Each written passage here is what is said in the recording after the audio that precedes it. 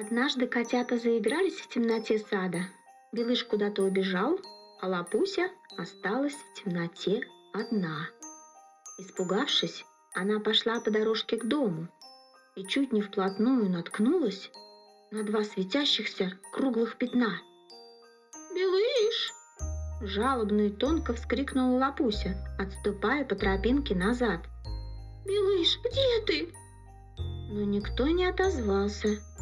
Зато послышалось отчетливое шуршание, а страшные пятна все так же горели тревожным и ярким огнем.